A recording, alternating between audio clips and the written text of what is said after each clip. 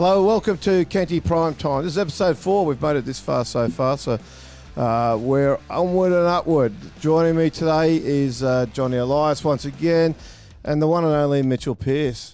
Pearcey, welcome. Thank you for coming.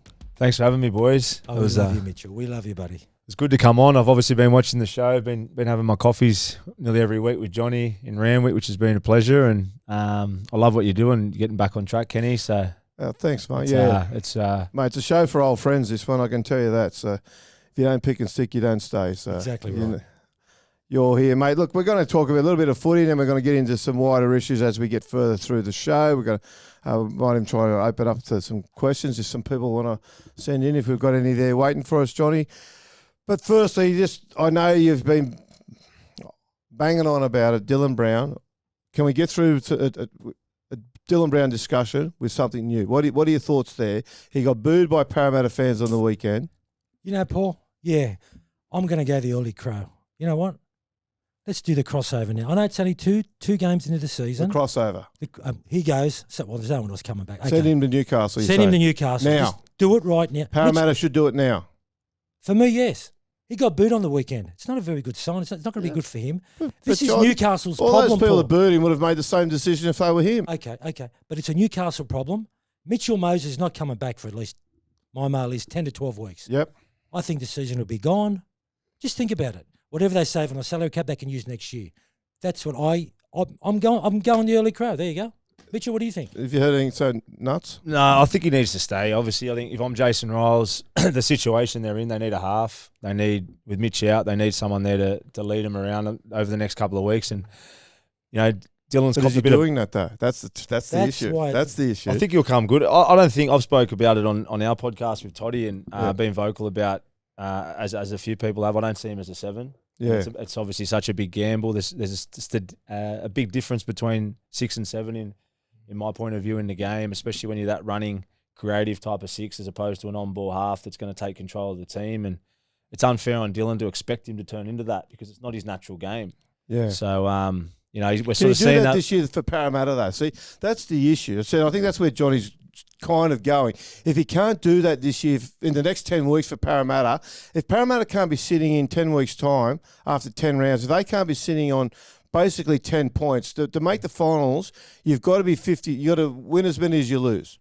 You've got a whole position on that ladder. They're not going to get there. But who's the other option if you get rid of? That's true, but that's the issue. And I don't think with a young coach, I'm a bit in your corner, with a young coach like Jason Riles, first season in, you can't abandon ship and say, well, okay, one of our key players, we're going to let him go now. I get the whole argument. Does he want to be there, cap. Paul? Does Dylan Brown want to beat Parramatta as we speak? I think he would. I think he'd want to finish off.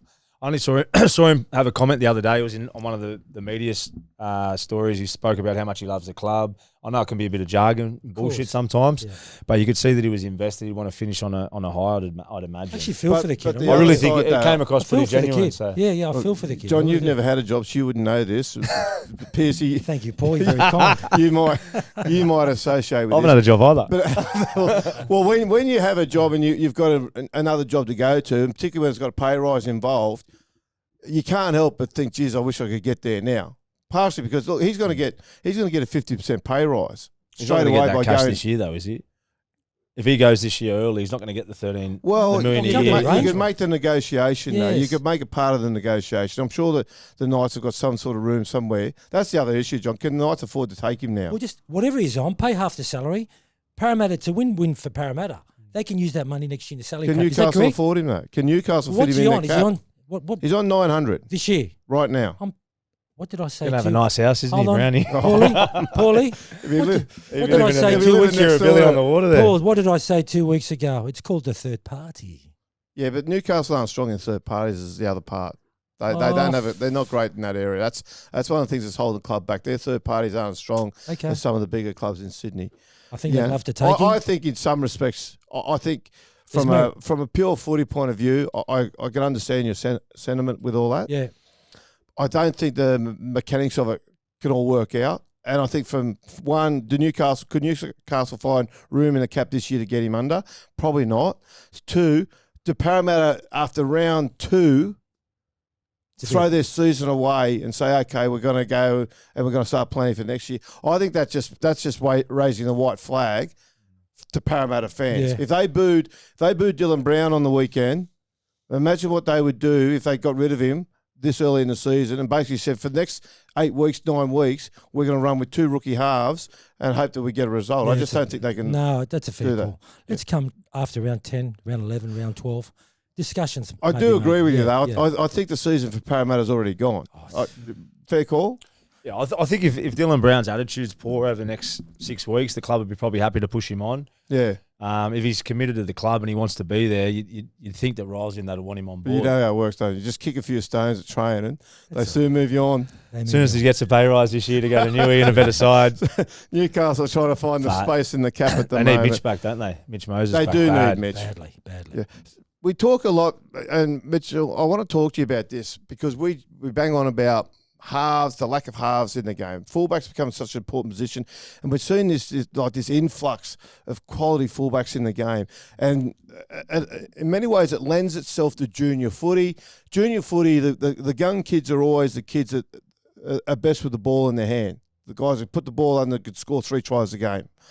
The art of playmaking, the subtlety of the pass and all the rest of it, that comes later, and that's not something that young kids have generally in their arsenal as young kids. But from the flip side, we're not seeing young halves develop. And I've been banging on about the junior coaches, the Jack Gibson wannabes, who don't teach kids proper skills because they're too intent on just trying to win the premiership by giving it to the big kids or the fast kids, get the ball under your arm, score tries, and let's win the comp in under 16s, which does nothing to develop young halves. Where do you see the problem? As a guy that's come through who was a young half yourself, you came through, you played Australian schoolboys, you played first grade at the Roosters at 18 years old. 17 years old. You always had it there, right? Where has it gone? Where has that coaching gone? Why aren't we getting the young halves through? Because we're not only seeing some clubs now who are struggling with one to find a halfback, they've got no half or 5/8. They got nothing there. I think it's a lack of education in some of the junior coaches, which it's hard to blame the coaches at that age if they haven't had the education. You go and get an Andrew Johns or a Matthew Johns to coach an under-14 side, you're going to get principles taught, you're going to get game management, you're going to get triggers of what you're looking for in the defensive line to these young kids. The majority of these coaches that are doing good deeds are out there helping the junior sides, and they've got a lot to offer. And a lot of them are volunteers too. A lot of them are volunteers. There's not as much money in the game. A lot of them are really good at galvanising the young kids, and they want to play for them. But the actual specific halfback coaching is probably not there. So it's not until they get into a system and then they get a good coach, as in an ex-half or a really talented NRL coach that can teach those principles. You're not getting that education till you're older. So I reckon that's a big part of it. And then there's a lot of stuff in the juniors as well, as you just said, about let's mimic what an NRL team's doing: kick the corners, build pressure, run through your big middles. And the sevens aren't learning to play there, are they? No, they're not. And the left and right as well. Like I'm pretty vocal. I do a bit of stuff in the juniors, and there's this whole argument all the time about who's going to play on the ball as a 7 or who's going to play left and right. Like for me, it's way out of whack in a lot of that stuff of their education from. Because you're coaching at the juniors, aren't you? At the Roosters. Yeah, so I'm doing just bits and pieces with the juniors there. Yeah. So when you say it's way out of whack, in what respect? How is it way out of whack? What are they getting wrong? Do you think? I just think the Roosters are doing it quite well. Some clubs are. Some clubs are obviously doing it well, but I think it goes back to the coach that's coaching those junior teams, and it's a big part of it. I look back on my junior footy, and I played with Kieran Foran all through the juniors, and I suppose we sort of both grasped onto the studying the game from a young age. So and you would have helped each other, I'm sure. We helped each other, and we were sort of driving a lot of our junior teams in that way with the attack. I watched a lot of Joey and Maddie, and I spoke a lot about that over the years. But we sort of had an understanding of through the study of the game around how to play and do that type of stuff. But I met a couple of good mentors from a young age. Met Joey early, Maddie, and that really kept educating me on principles, how to hold the ball. So what are those principles? Like, just for somebody that sits there now, and you're a young junior footballer. Okay, you're a halfback. See, you don't see. I don't see. I went and watched West Tigers and Manly Juniors play the other day, and I think it was 16s, right? And what you're looking at the halves play. The halves, even at that age, are different from the halves of previous generations, where they were just little. Back then, they were just little pains in the ass halfbacks who just were in everything, running the ball, quick feet, good side steps, moved around. These days, they're all playing shape. They're already, even at 16, they're already being educated in the modern way. But there's also some stuff I'm sure they're missing. That the young halfbacks, for example, like a young Tommy Rodonigas or a young Steve Mortimer or Peter Sterling, were just doing naturally. I dare say it wasn't until probably Joey and Matty started to come through that they actually started putting a lot more structure around their halves. I know back in the day before it was called structure, it was called patterns. But still, the halfbacks were allowed to really improvise on what they were doing. They were allowed to change the game plan if they saw something. These days, they stay in whatever that structure is. Yeah, well, it's triggers. You spoke about structure. So structure's a set play. Structure's a set play, which is what a lot of the coaches are putting in. You know, 2 to a spot, for a block, for an example. But a lot of the stuff Joey educates, or what I sort of my golden eggs when I learned as a half was, you know, what's your trigger points when you get in. So what is a trigger point? What is that field position? Is that a certain tackle? Like what trigger? What's that trigger point? So for me, it's 3 things. It's your starting points more than anything. Yep. So as a half, who are you starting on? Are you starting on the A or B defender? Who are you working on with your lead runners, and where you're dressing up the line? So starting points. Telling lies was a big one. You hear Joey and Matty speak about that a lot. Yeah. Telling lies means, you know, as a great ball player, it's selling the ball the opposite direction that you're going. Yeah, look left, pass right. Telling lies with your eyes, telling lies with your body language. And the second thing is communication, obviously. And for me, I think those 3 basics are the main things for any positions. You speak to Steve Roach probably as a front row, as a great ball player as a front rower, and he talks about the way he used to run and his movements that would isolate one-on-one defenders and this type of stuff. But I think the biggest thing, the messages from the greatest ball players I've learned off is those triggers. You know, like I just said, your starting points, telling lies.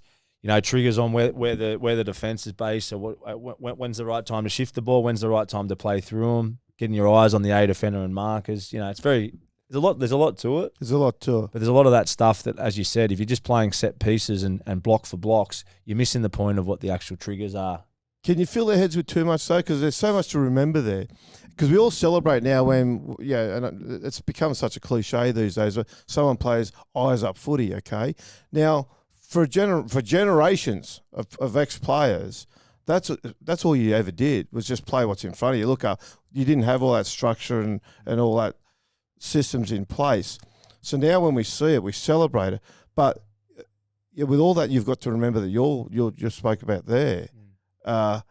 You can understand why young halves can have a gap in front of them they could drive a truck through, and they won't play it because in their head they got to get to a certain point, or they've already got what they're going to do next there that they need to get to, and they're not seeing what's happening in front of them. Yeah, well, there's that fear. I think you talk about a negativity from the junior coaches too. I think putting fear into someone as well.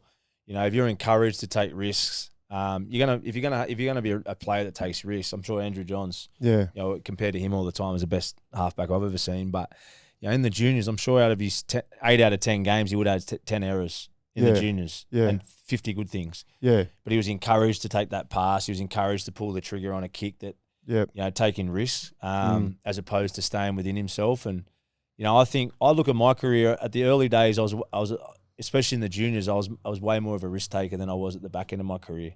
Is that good or bad thing? Performance trauma, fear of different structures, especially in Origin games. You can get trauma. You can go within yourself, which takes away. You create fear. Yeah, fear to make an error, that type of stuff. So, how big was that in you when you in that period? You go through phases, I think. Yeah, it's not all the time. Like when you're in the zone, your footy's great. And I like to talk about that because you go when you're fearless, you're taking risks and you're not too worried about what's going to happen because you know that you're going to come up with a bad deed for a good deed. Yeah. But I think it goes back if you're getting that sort of fear put into you from a young age. you lose that ability to get that creativity. It actually can ruin the halfback stack, Yeah. can't it? I think it can. Yeah. Mitchell, can I ask you this? A lot of the good coaches, they like to keep things simple, okay? You know, the KISS method, keep it simple, stupid. Wayne Bennett's one of the masters at it.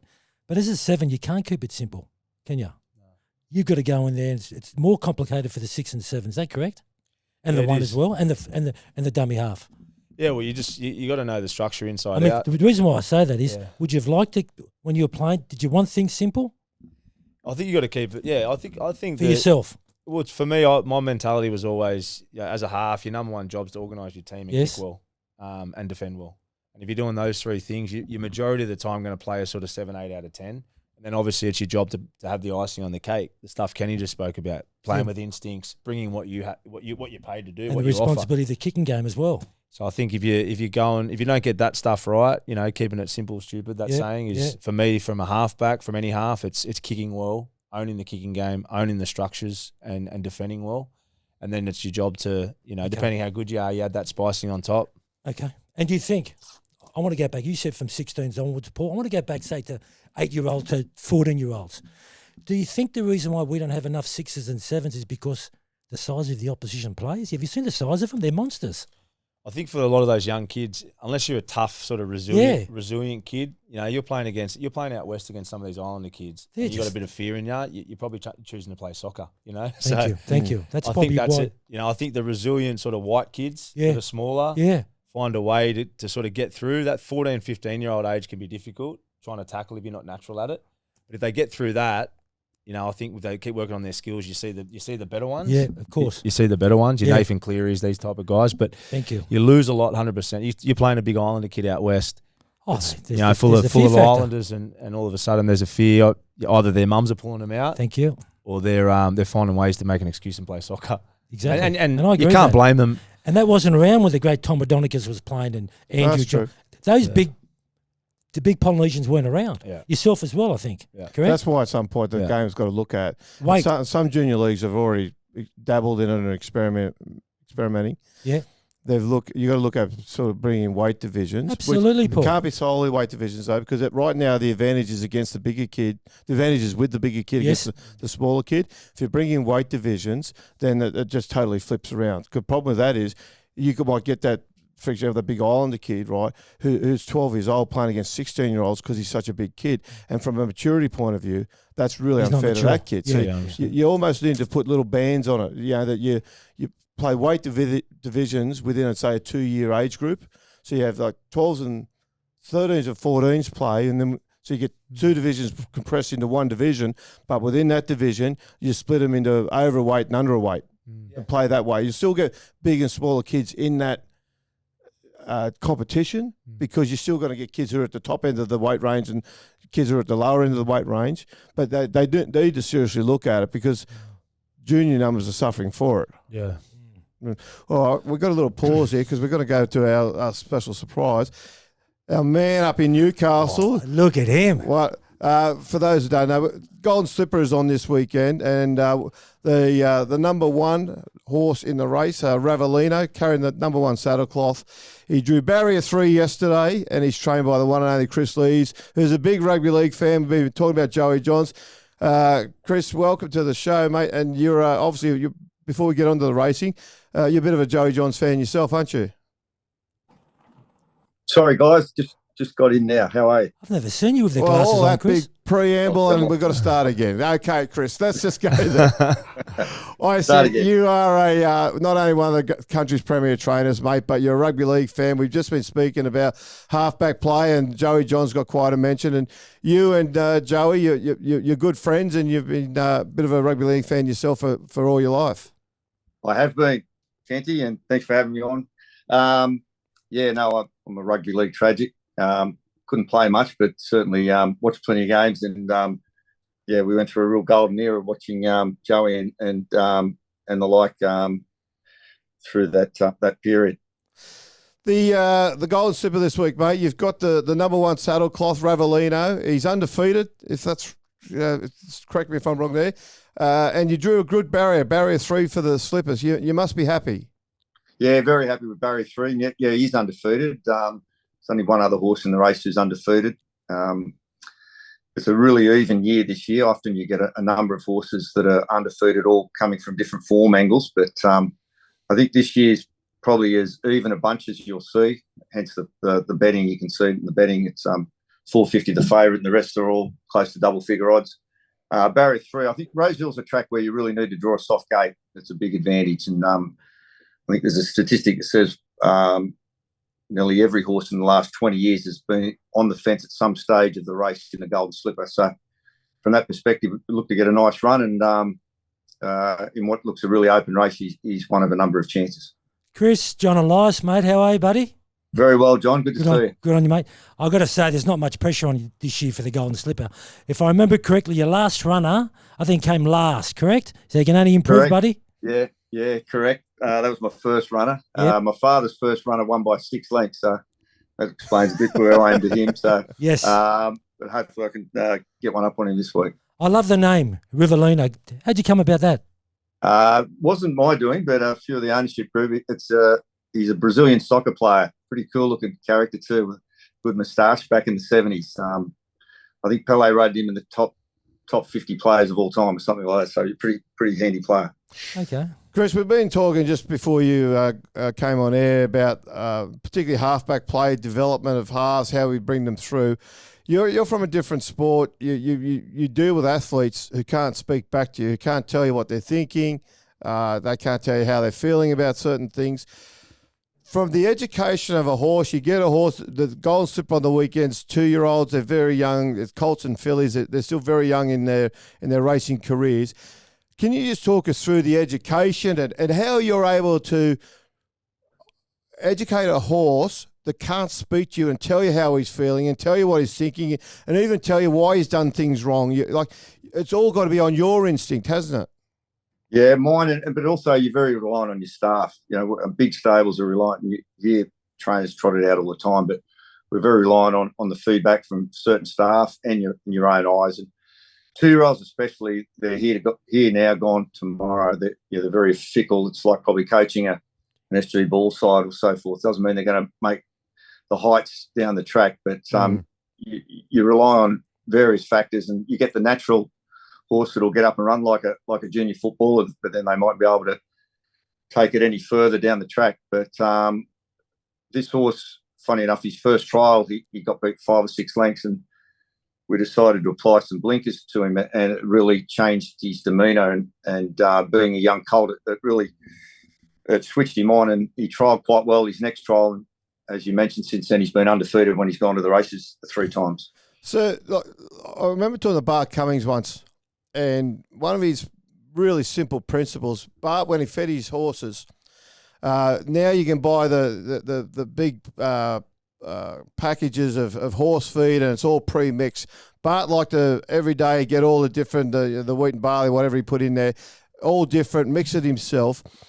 And he said to me, he said, what you do is you basically, he said, you keep working the horse, and then after you work him, you feed him. And if you come in the next day and he's licked the bin dry, he said, you work him again. And he said, as soon as they leave a little bit of food there, that shows there's a little bit of stress in the horse. He said, that's when you start to pull back the work. That was his way of getting understanding of where the horse is at. Like, how do you get to that sort of stage where you're trying to understand the horse and whether he needs more work or whether he needs less work? Or, you said you put the blinkers on Ravelino and that switched him on. Like, what gave you that idea that would work? Yeah, well, like you said, the feed bin's a great indicator for horses, how they're doing. They're a very finely tuned athlete, the thoroughbred, as opposed to most other forms of horses, other breeds. And they're very fickle. They're like the 100-metre sprinter. If they start leading feed, that's just showing signs they're not coping with the stress of the workload that you're putting on them. So that's one of the great indicators. And just little idiosyncrasies. Being a colt, their minds can wander. Probably like a young halfback, like Pearcey back in the day. So you've got to put the blinkers on to keep them focused. Still doing that now. Got to keep it simple, yeah. So there's a few little things that you look for. So if they can focus come race day, where their mind's not wandering and they know their job at hand, it's certainly a big plus. Kris, I've always wanted to know this. Have you ever had any owners ring you and tell you how to train their horse? I get numerous emails of advice, but look, they've got a vested interest in it, and I'm happy to listen to anyone's advice, but it's got to be your decisions. But like trying to tell a coach who to pick, I think we get the blame if they get beat, so we're gonna make all the decisions ourselves. Kris, how do I say this? Okay, I've had a love-hate relationship with jockeys. Okay, they're the worst tipsters. Owners, they get very emotional. They'll tip you any horse anytime, hoping it'll win. Trainers aren't much better. But Kris, I want to know, have you, like, I'm sure you've done in the past. Do you pick the phone up and go, listen, mate, I think my horse is going to win tomorrow? And is there a reason why? Is it to do with placement, the blood count of the horse, the way they eat, as you said earlier, idiosyncrasies? I'm really curious, Kris. Have you ever picked that phone up and says, go and back your horse tomorrow, I'm very confident, and why? Yeah, well, it happens rarely that you're really that confident, but it's often when you've got something in your favour that's not exposed to the general public. I think today form students are so good, as you know, John, they do their form probably better than trainers, so they know, the other horses. That's what we don't, as trainers, it's hard to line the form up of the other horses in races. You can have an idea, but you might go into a race thinking you can win. There's 6 or 7 other trainers got the same idea. So it's when you've got a bit of an edge from maybe a bit of track work at home, that for a horse going through the grades that's probably shown that big improvement, like back to Rivellino. Had I not trialled him a second time in blinkers, just worked him in blinkers, well, he would have been not exposed as much. He probably goes to the races, 20-1 his first start. Little things like that. So you can have the slight edge, but to be fair, there could be 6 or 7 trainers going the race with the same idea. Kris, the Golden Slipper, that's the big one for you this week. Are you going to give the great Huey Bowman instructions, or are you just going to leave it to his own devices? We've had a little chat already after the barrier draw on Tuesday, and we'll have a bit of a chat. But look, the instructions are handy, but once the gate's open, things can happen, things can change. But we'll have a bit of a plan. But I'm loath to tie good jockeys down to instructions. Just on the race this week, you barrier 3 is a chance of getting on the rail, as you spoke, which was, as you said, most horses in the past 20 years have been on the rail at some point. That's a good sign. You got a great jockey on there, so I imagine $11. That's a pretty nice price to have a look at him, isn't it? It is, and it probably indicates how even the race is. I think he's 4th or 5th pick, but at $11. So it's a really open race. Luck in running will play its part, and hopefully we just get no bad luck and we're in the finish.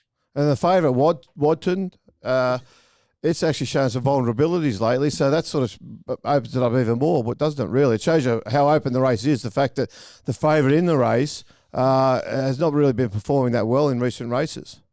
Yeah, I think the bookies, I'd suggest, without really knowing, pretty exposed to him at the bigger price, so hence he's still staying at a pretty tight price, but that could change race day. Okay, and your thoughts on Dylan Brown? Let's just divert quickly. Dylan Brown coming to the Knights next year. You're a mad blue and red fan. Johnny's trying to get him there this year. Do you think that's a good idea? I've gone the early crow, Kris. Let him go. Well, it's Newcastle's problem. Time will be the judge, won't it? So I think they're pretty smart blokes that have made this decision, and at the moment, it's looking at a good decision by Dylan Brown at the moment. But look, I hope it works out well for him.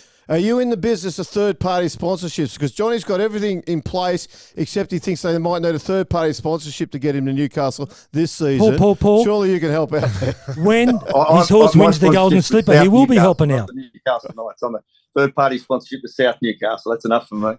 Right. Mate, look, really, really appreciate you coming on today. Good luck this weekend. I'm gonna have a couple of bucks on you, mate, because you're such a good fella. Mate, I know you get sick of being asked about your father. We deliberately didn't ask you about that.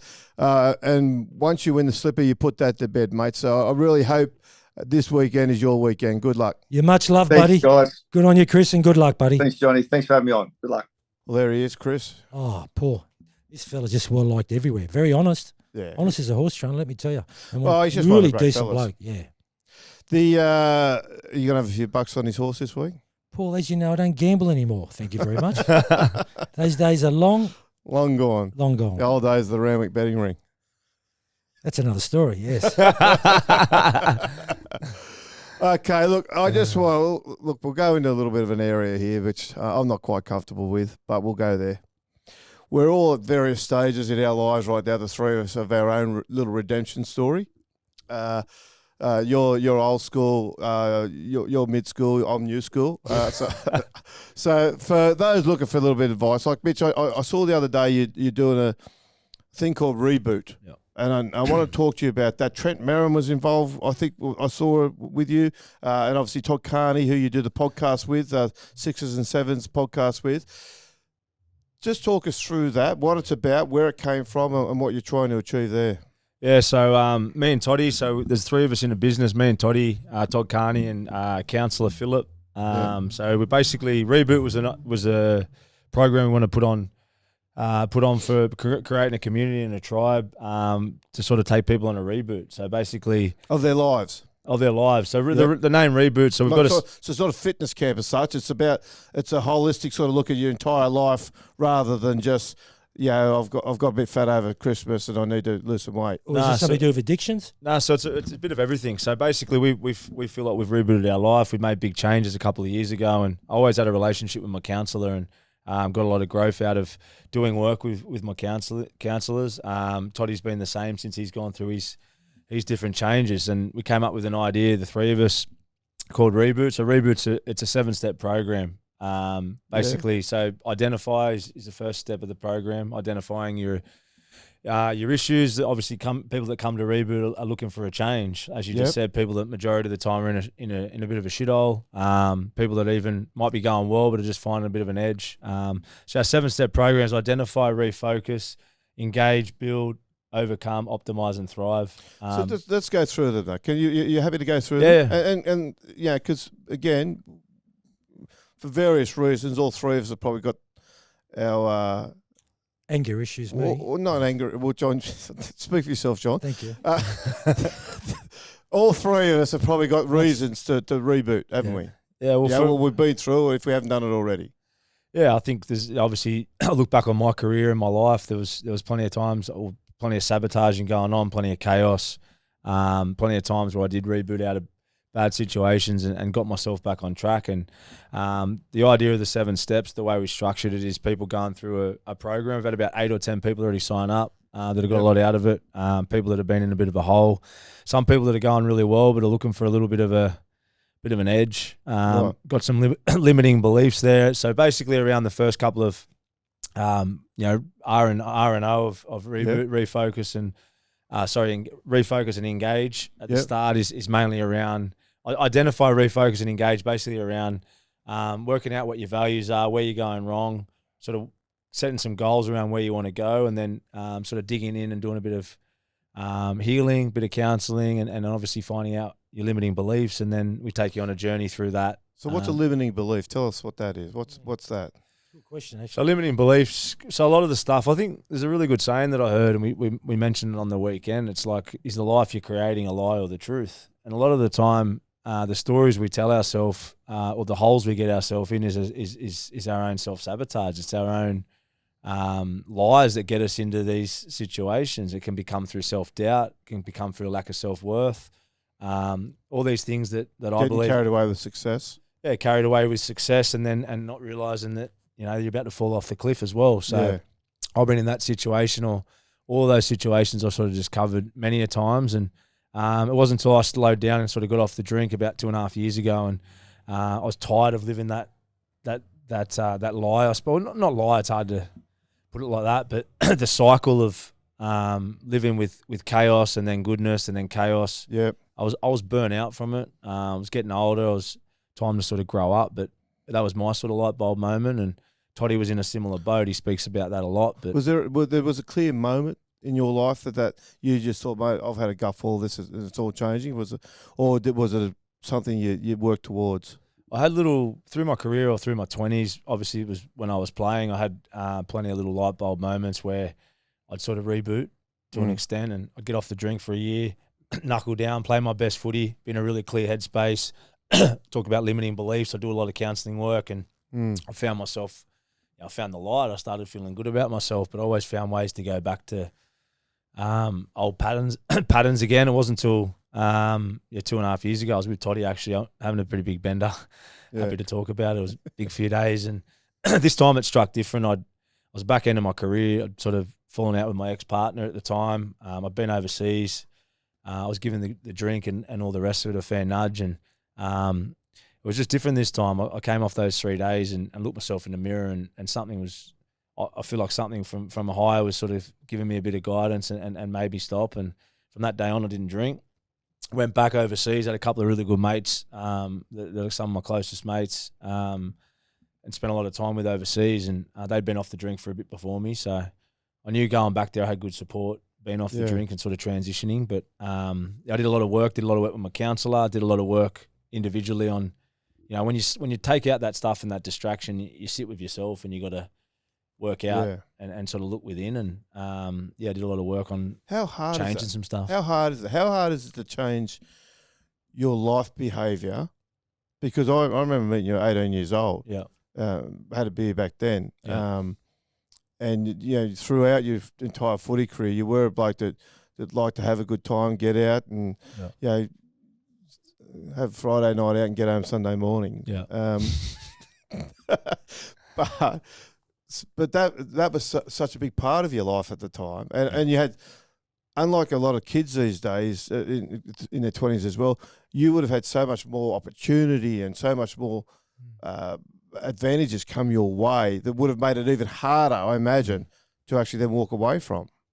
Yeah, I think, when you're younger, you're going through automatic cycles, aren't you? And that's probably the whole idea of Reboot is when you go into someone like counsellor or a program to get help, it's usually because something in you's crying out for something, or you're tired of the life you're living. You talk about me as an 18-year-old, I was just 100 miles an hour. Footy was all I cared about.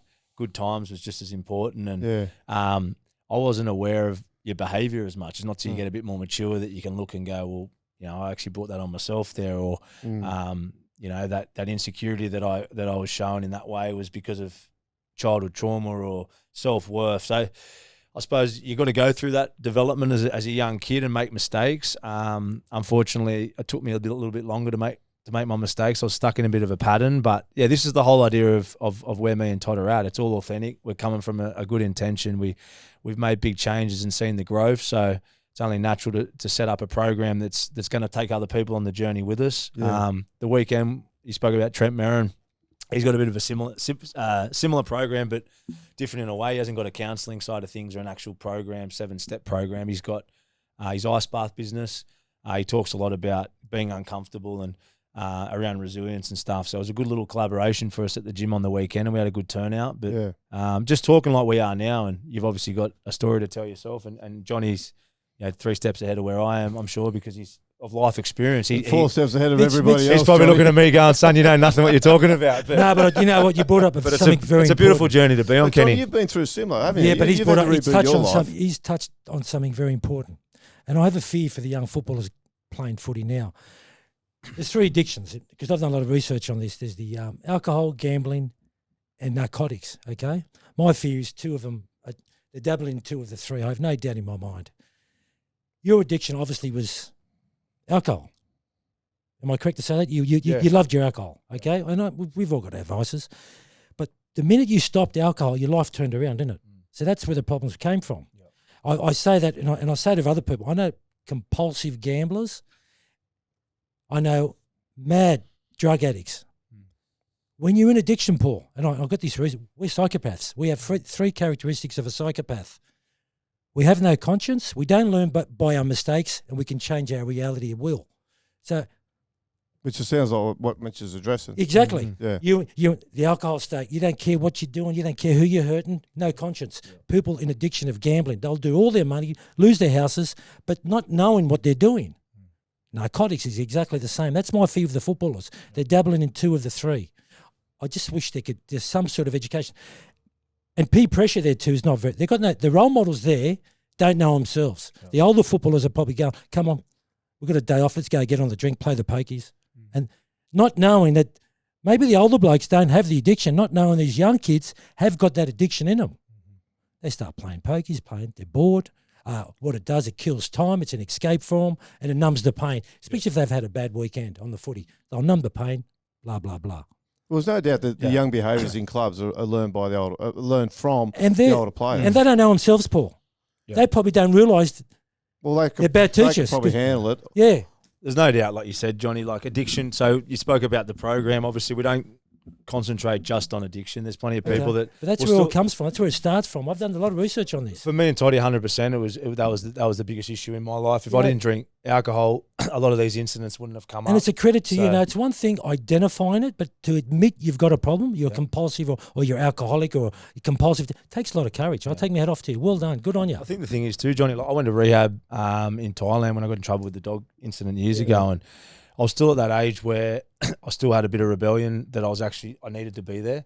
So even when I went through the program there, I got the most I got out of that was community, tribe, connecting from a vulnerability point of view, but never in the back of my head was probably like this was going to be my last drink. I wasn't ready to fully invest in that at that age. So I think that's the thing with, you talk about addiction, 100%, you need to take that stuff out of your life. And now I see it from an older age where that was the problem.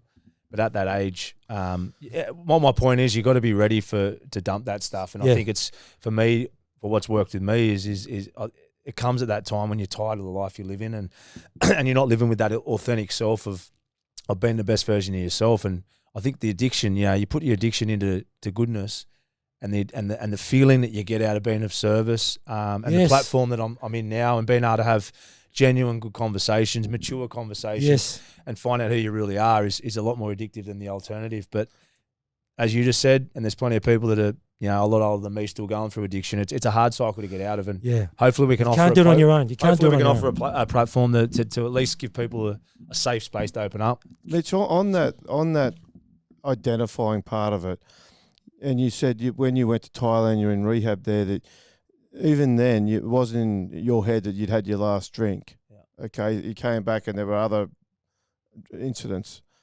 How do you make that decision a reality? Like how in what you're doing now with Reboot, how do you sit there and impress upon people? Is it that it's okay to make this lifestyle change? You should make this lifestyle change, and now's the time to make that lifestyle change. If in the back of their head they say to themselves, "Mate, I actually like going and having a beer." That's why I try to say that we're not AA meetings. We're not people coming to a Reboot. You are different from that, yeah. Well, there's definitely, as Johnny just touched on in depth there, the addiction stuff holds you back. Yep. Let's be honest. The biggest drinkers of all time, they're in denial. They're still going to admit that without the piss, you're going to be a better person, and you're going to be clearer. We all are aware of that, even if we don't want to admit that. But I think the thing is with addiction, and it just gives you blockages.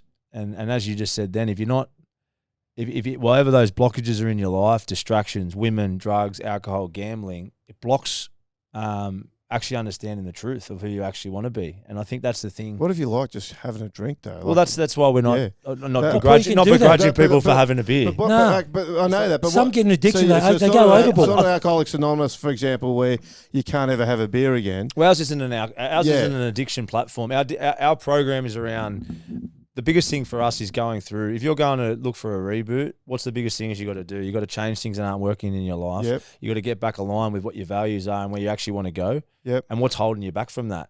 Yep. That can be in your brain, your limiting beliefs, your thought patterns. As I spoke about before, I was on a cycle of sabotage. Yeah. At the core of that, with work, is probably around self-belief. Do I really deserve what I'm after? Yeah, or what you got. And it's that stuff I go back to. It's the narrative that we create, that we learn as kids, right or wrong, this is how I perceive myself. And until you slow down and talk to counsellors or psychs or the right type of people to identify what's holding you back, you go on this pattern till you fucking die unless you change it. And alcohol, as I just said, it's our programs. If you can go and have a few beers or you go and do your thing and your life's great, it's not about, for us, we're not a rehabilitation centre or an Alcoholics Anonymous where there's ways to do, you got to do that reboot and that digging process regardless. I hope that point got across. Yeah. So I know where you're coming from, Paul. Paul's trying to say, what stops us going out, having 2 or 3 beers, having a couple of bets, correct, Paul? Yeah. But some people get an addiction. Yeah. Not everyone's got that addiction. And they lose control of it. They lose control. They don't know what they're doing. They've lost they're just Once you lose awesome. control, that's when you're in trouble. That's when you're in trouble. You admit you've got a problem and you do something about it. I think I got a question. I got a question, Kenny, then to answer that. And you said, because people ask you that, they say, "Oh, but I can't drink, I can't do that." But if someone's asking for help and they're going to something because they don't like the patterns they're in, or they're looking for a reboot, well, they're normally going to that realizing that something's holding them back. And probably don't want to be told. And they don't want to be truth. told. So, and I've been in that position a lot of the Yeah. times. I used to say, "Fuck off, the beers aren't doing me any bad," or I can go and have one more bender. And you wish you could be like everyone else. And how come he can have 3 beers and he's okay, or 5 beers? Why am I different? Because it's that addiction we have in our body. And then Some can handle it, some can't. It's just simple as that. And if that's holding you back from, I suppose, wanting to be the best version of yourself, it's getting in the way. You got to give one up. You got to give one up. And I think that's probably what. And there's another thing too, like it's never just, you get sober and then you take things out and that you don't get temptations and this and that. For me, I know if I go back and have a big night now, my relationship's going to suffer and all the good momentum that I'm creating is going to go to shit. Do you get triggers? So Do you get triggers daily? I mean, it's not easy. I'm in a better headspace now because I think where I'm at in my life, I don't really miss going out. Okay. I'm really happy with my relationship. Good things are happening, being of service. And Yes, but you didn't answer my question. Do you get triggers? Do you wish, you know what, I feel like a bloody beer, but I'm not going to do it for those reasons. I think temptation, the triggers Temptation, come. The temptation for triggers comes all the time. I think that never goes away. Okay, good. But you know how to deal with it. Yeah. That's but I great. think, having an understanding of yourself, or like you said, whether it's us or anyone you want to go talk to a counsellor or someone that's, I think more than anything, we're all very smart. We know what's going on in our heads. We just don't, we choose not to accept it a lot of the Just don't want to time. listen to it. Paul, Don't we, Johnny? I've known this The kid little since he devil was on your 6 years soldier. old. He used to come out, train and kick the ball around. The change I've seen in this kid, honestly, mate, I'm so proud of you. Thanks, Johnny. Just keep it up. I'm being serious. I'm not appreciate pissing your pocket. I'm so proud of you. Good on you. But just keep it up, eh? Thank you, Good bro. on you, mate. He's done it, mate. Magnificent what he's done. Turned his life around. Because he's identified the problem he's got and he's admitted to it. It takes a lot of courage to actually admit you've got a problem. Yeah. Not many people like to yield to anything. And then deal Until with their it. mates, listen, I've got a gambling problem. They think they're frowned upon. It's bullshit. Oh, I don't want to have it big. I can't handle it. Oh, I don't want to play the pokies. They don't. It's just like peer pressure. But good on you, mate. Thanks, Johnny. I You should appreciate be it. proud of yourself, mate. And you're working on the podcast now, 6s and 7s with Todd. Yep. Yeah, that's coming along nicely for you. We hope so. We're just with Are you getting the numbers, mate? not as big as you boys. That's why I came on here today to give it a plug. But no, it's been enjoyable. It's just been great with Toddy. We've always been great mates, but obviously, you align when you're on the same page, and we've got a really solid friendship, really close. I speak to him more than I speak to my missus at the moment, and we've got some really good ideas. Obviously, the podcast is one of them, and then obviously with Reboot. But it's good. We jump on there and talk footy. 6 and 7s, it's called. We're with Hello Sports, so those guys are pretty established. They came to me and Toddy to ask us if we wanted to do just a footy talk part of their program twice a week, and we've got a couple of good guests coming up. Just specific halves, 6 and 7s over the next sort of 6 months. So hopefully we can kick off. He's come a long way, hasn't he, I know Paul? we're competition though, Todd? so No, we're not competition, mate. We're friends with everyone, John and I. Yeah. We're the two friendliest people in the whole podcast Mate, we're chalk and cheese, network. but we love each other. But not that sort of love, Paul. Todd Carney's come a long way, hasn't he? Yeah, enormous. Yeah. Amazing, see? I was in more trouble than Mitch, to be fair. he's one of the best Well, Toddies. But no, he's that's flying, debatable. Toddy. He's in a great How headspace. tough have you found it to sort of have that post-rugby league career? Because that is something I know a lot of players struggle with. They go from this lifestyle, one, they're important. Two, all the decisions are made for them as far as what they're doing each day. Three, they're earning good money. Then all of a sudden, they go, all that's gone. All three of those are gone. Unless you're an absolute champion, the importance goes, the money goes, and the routine goes. How tough have you found transitioning into the working life? I've actually enjoyed it, which meant when I was probably ready to finish footy. I spoke about it a bit. Going overseas was good for me. Gave me a different perspective on life. I think if I stayed in this NRL bubble, I wouldn't have been open to a whole big world that's out there. And so for me, it was a blessing going over there, being able to experience things away from footy. It made me realise that I was ready for a change and that there's so much more opportunity out there. So I was just, to be honest, I was over the grind and the bubble of rugby league. Yeah. I still love staying involved now, but you talked about still seeking validation, that type of stuff. That wasn't sort of the type of person I was. So I feel like I've been able to let that kind of stuff go. I was just happy overseas when no one knew who I was. So that was obviously was never my sort of purpose or drive, which is a good thing. So I didn't miss that part of it. But I also enjoy, opening up to new things. And as I said, going overseas was great for that. Knocking around all Johnny's old mates in France. Oh, yeah. Good memories there. Paul, Paul, I want to tell you about post-retirement, Paul. Can I tell you something first before we start, right? Yeah. I want to talk about his career in France, right? So I don't know if you got this when you went and played in France, but did you get a car provided by the club? Do you have to, Paul? I jagged one, but he was driving around a Ferrari, I heard. No. John, tell us about the car that you were driving around and when you went to pick up your mate when you were playing in France after your rugby league career. Okay, good memories. I think it was about... when was the first season I went there? God. Doesn't matter. Doesn't matter. Anyway, listen.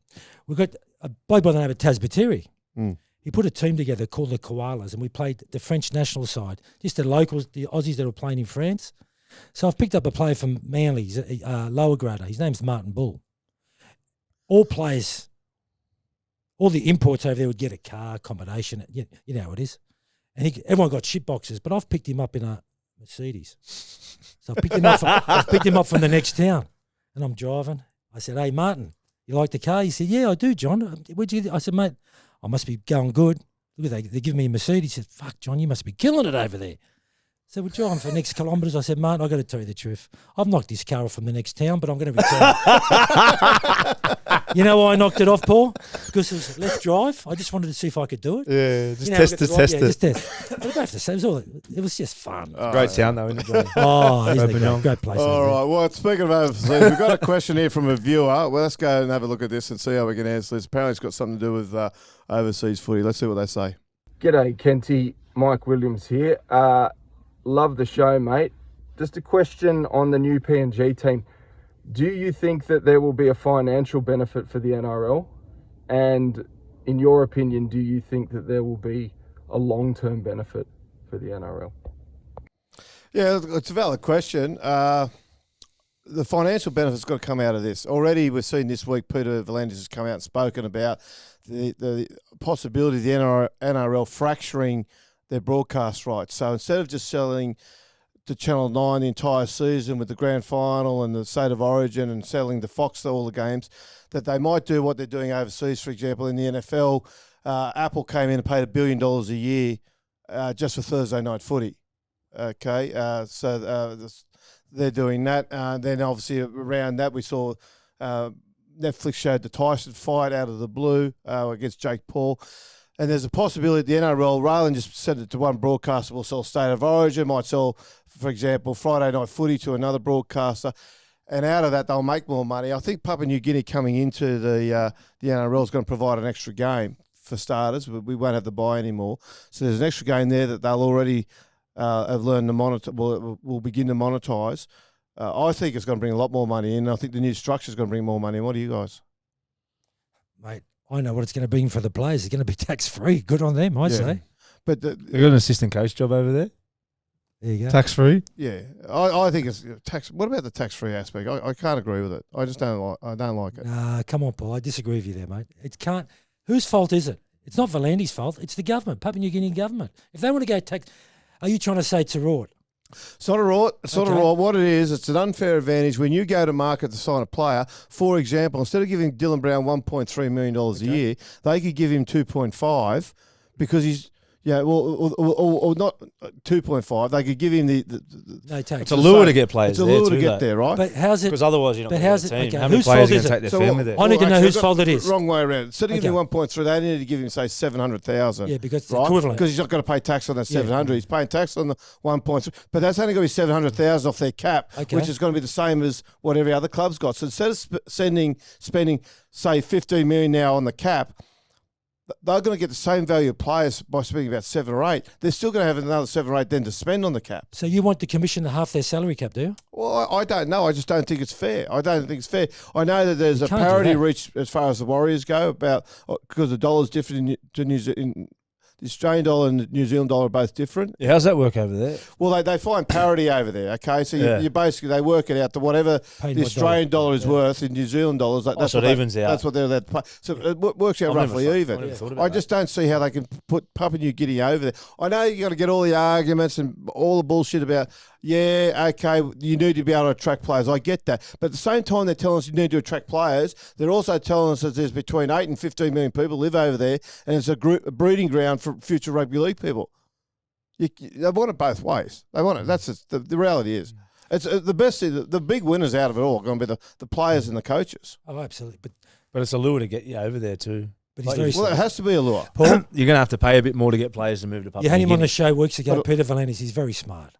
He's foreseen he's all too this. smart for us. Yeah, he's too smart for us. He's foreseen everything. He knows what's going on. He's not. But he's not Peter's telling- also a money He knows man. it's going to work. Peter knows the money it's going to make. He knows, one, that there is an advantage there for Papua New Guinea. It's going to be an advantage. I reckon what they'll do is they'll come in, and after 2 or 3 years when they see how clear the advantage is, if Papua New Guinea get the right people in place and are able to manage it right, Yes. they will have an enormous advantage.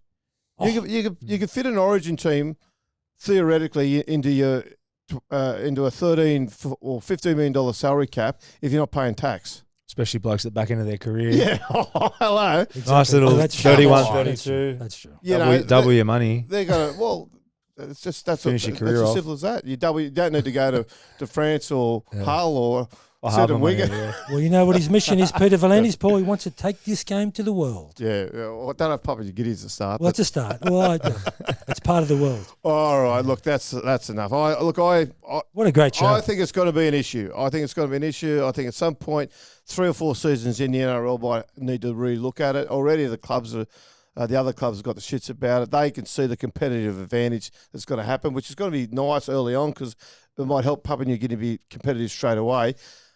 But they can have such a tremendous advantage 5, 6, 7 years into their lifespan that it could be just too much. Because the government's made this tax-free, tell me, has this been a political decision too? Has that played a big part, The Paul? government's tipped in $60 million a year because they don't want China to come in down through the Pacific. Well, if China want to come, they're going to come.